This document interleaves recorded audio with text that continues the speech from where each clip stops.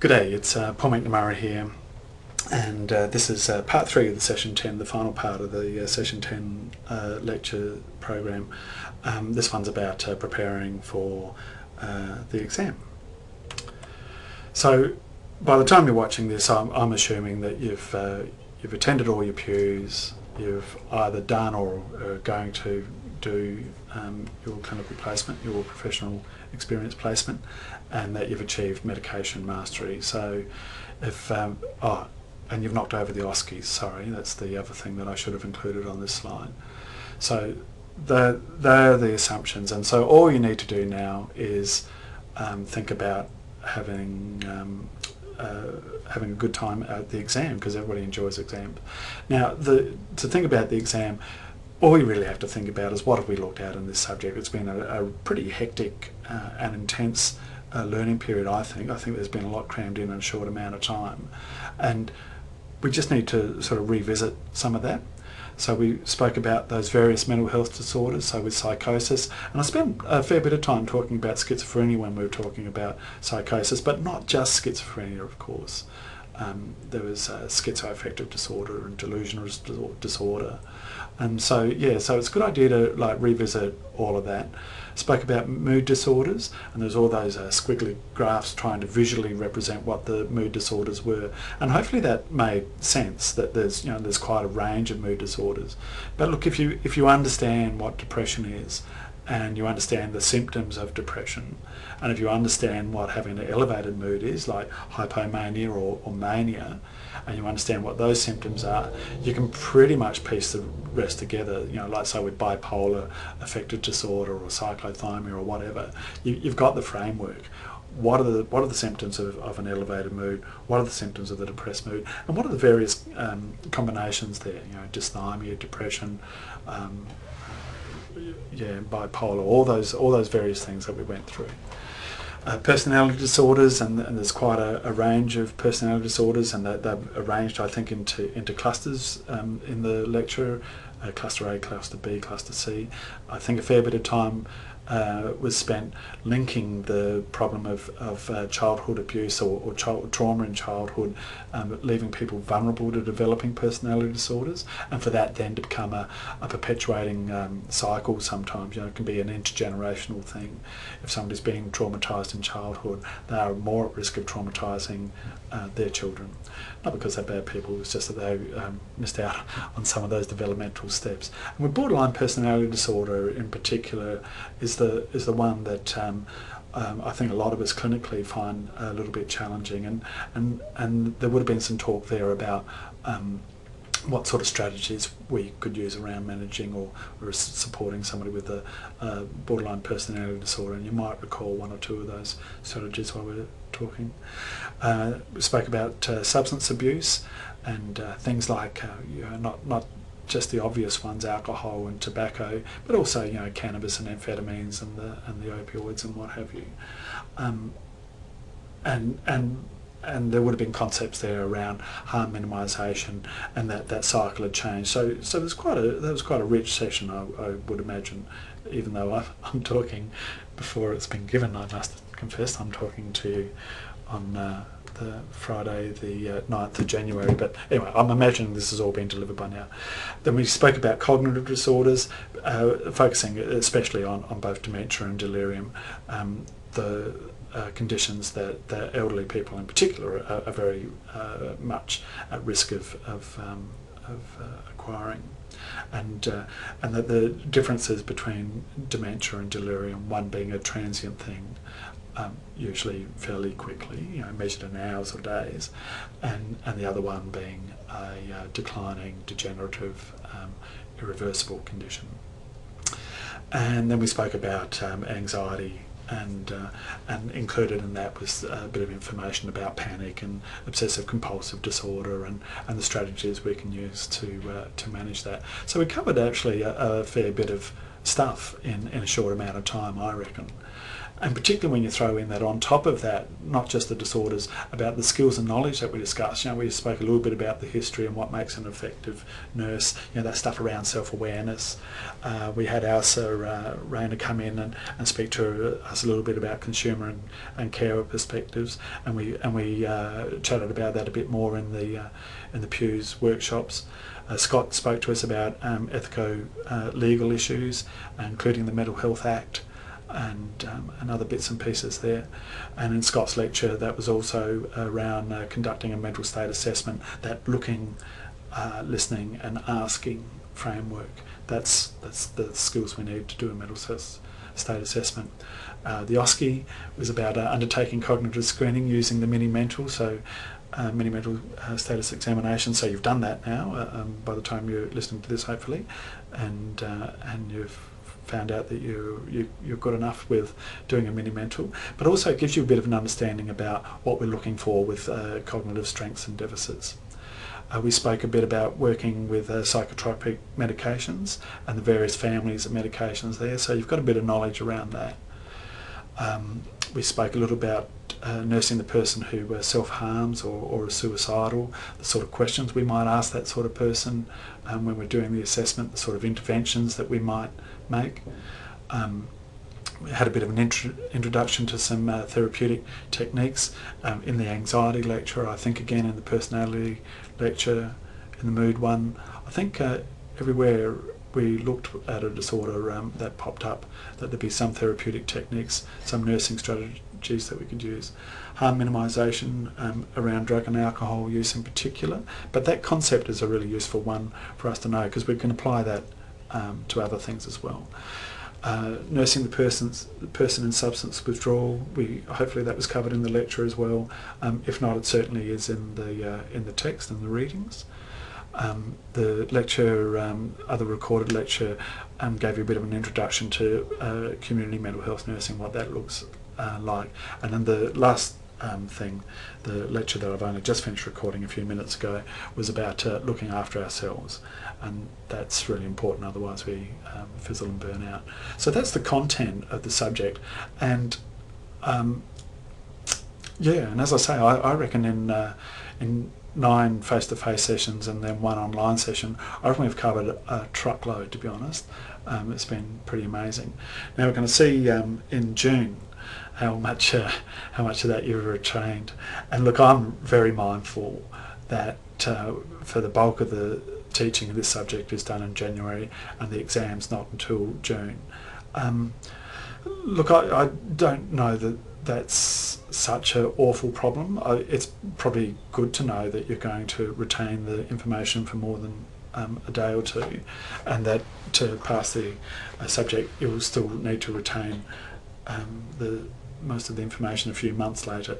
That means it's more likely to be embedded.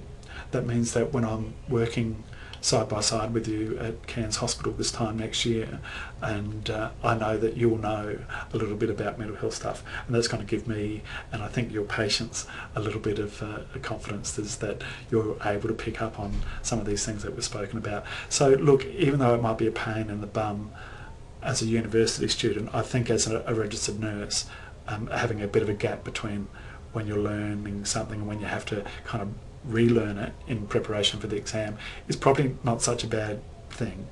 As a student, I can understand that it'd be really irritating. As an RN, I'm really pleased that it's kind of working out that way. So the exam, what's it going to look like? You've got up to 3 hours to knock it over, and there's 120 marks available. There you go. So you can pick up a mark every 90 seconds and you're fine. And included in the exam will be 5 case studies. The structure, though, will be around short answers to those case studies, and I'll give you a couple of examples in just a moment. And that's where there'll be quite a few points there. Not quite. Actually, I won't nail myself down. Around half the points will be coming from those short answer questions around the case studies, and I guess that's about to see if you've actually understood the information. We'll give you a scenario, and then how do you respond to that scenario? that's the value of that. The multiple choice questions will be about information you retained or what you'll be able to work out from the information given to you in the actual question, but probably don't really flesh out quite the depth of knowledge that I expect you'll need to feel comfortable with the short answer questions. And then some true-false questions that you've got a 50-50 chance there, let's face it. So that's the way it's going to be structured. So what's a case study going to look like? Let's run through one quickly, and just in case you're watching on a screen where you can't read this, I'll read it out. I apologise if you can read it, and you can just blank me and read it all yourself if you like. So this is in case study 1. Marcia is a 26-year-old woman who has just been admitted to the local acute mental health unit after a suicide attempt. She has recently lost her job. Marcia lives alone and has minimal social support. Marcia tells you most of her friends do not want to have anything to do with her anymore, and that she does not get along with her family. Marcia has a psychiatric diagnosis of borderline personality disorder. There's the setup. Here comes the questions. For 3 marks, describe the major features of borderline personality disorder. Is that coming to you off the top of your head? Yeah. Think about it. So stress management, she hasn't got friends, suicidal, might be a few clues there. But you've got textbooks to look in if you're not sure. Identify 4, I'm just going back there. So describe 3 major features of personality disorder. There are 3 marks available, so provide at least 3 features in order to get 3 marks. You won't be marked down for giving us 4. Identify 4 different types of personality disorders, and you'll see there that there's 2 marks available. So they only get half a mark each, those ones, because that's just a kind of rote learning one. That's not a particularly tricky question. So that's the way that one works. Adding on to that same scenario with Marcia. During a conversation with Marcia, she tells you she's still feeling suicidal and is thinking of jumping off the building.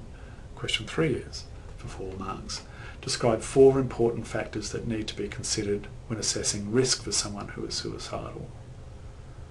Right, what's coming to your head now? Is there a history of suicide? Protective factors? Is there a timeline? There's a few things there that you'll need to think about. And again, you've got books to refer to get the right answers here. And then one question. What question would you ask Marcia to assess her level of current suicidal risk? So it's just a mark there. So frame it in your own words, make it believable, and you can pick up a mark there. Still sticking with this same case study. Marcia has been diagnosed with depression, and you will now be managing Marcia during her discharge from hospital. So question 5 is, identify and define the 4 principles of the care framework and give an example of how each principle could be incorporated into the management plan you're developing for Marcia. 2 things. One, I'll just quickly get this out of the way. It wouldn't be unusual for somebody to have a personality disorder and a mood disorder, or components of both. That happens a lot. So this is a pretty real scenario. And now have another close look at this question, coming back to the exam now. Have a really close look at the question, that there are 3 components there, and for these long questions you probably want to make sure that you don't miss stuff here. So you want to identify and define 4 principles of the care framework. Containment is the first one, you know the rest, and give an example of how each principle could be incorporated into the management plan you're developing for Marcia. So there's 8 marks up for grabs there, which is fairly it's a fairly hefty chunk of a 120 mark exam. So that one would be worth spending a few minutes on, so you can get those 8 marks. So that's example of one case example that might be an exam, something like that. I probably won't use that exact question, of course, because that would be a little bit too easy. But I just want to give you an idea of what the questions might look like. So what would have helped you to answer the case study? Well, your textbook, it was talking about the CARE framework, that paper by McAllister and Walsh, which is available via LearnJCU or whatever it's called, Res Online, plus your other readings and your lecture notes. You've got the resources there to answer those questions really, really well. Just make a point of using them, hey? Case study 2, let's run through this one together, and again I'll read it out just in case it's too small on your screen. Mr. Rowling is a 78-year-old male retired construction worker who recently moved into an apartment in a large continuing care retirement community, so he and his wife could live near their only child, a son.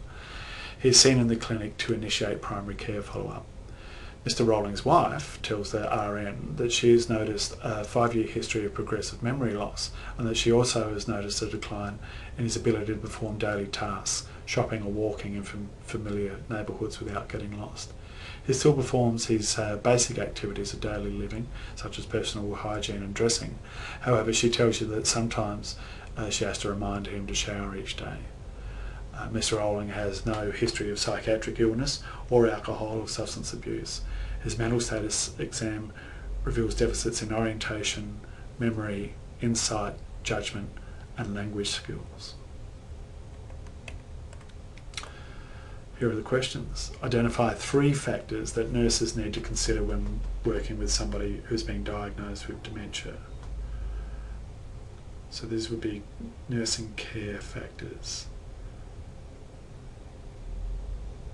3 factors. Can answer there, yeah? Because it'd be good to pick up these 3 marks. There's 3 nursing interventions that relate to the 3 factors that you've identified in question 1. There you go. So if you can pick those 3 factors, you probably just picked up 6 points there. Sweet as.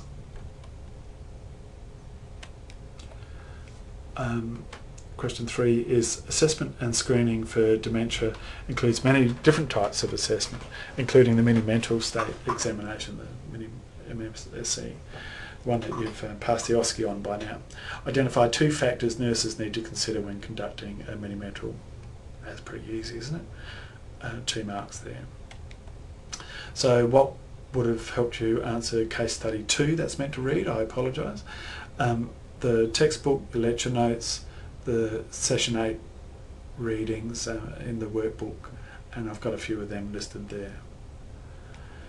So the exam grading, how does it work? It's you just need 50% to pass. So if you get 60 marks or more out of 120, you'll get it marked satisfactory, and if you get 59 marks or less, it'll be marked unsatisfactory. That would be, to be honest, I think doing you a favour if you weren't able to pass the exam, if you didn't retain enough information. It's probably good to hold off on getting into working as an RN, because it'd be pretty hard to be a safe RN if you weren't able to retain about half of what you were taught around mental health or more. So yeah, so don't be disappointed with that. That's just going to keep you safe, and that's not such a bad thing. The good thing about this is that the exam just wants to know that you're good enough. You don't have to be an excellent, you don't have to be an expert. I'm hoping that some of you will share my passion around mental health and will go on and develop some expertise in mental health. This isn't asking you to be an expert mental health nurse. This is asking you to be a good enough, holistically trained general nurse. And I reckon, even though at the moment I haven't met any of you, because it's before the teaching period start when I'm recording this, but I think if you made it to 3rd year, there's every chance that you're good enough, and that's all we need to see in the exam. Thanks for listening. Cheers.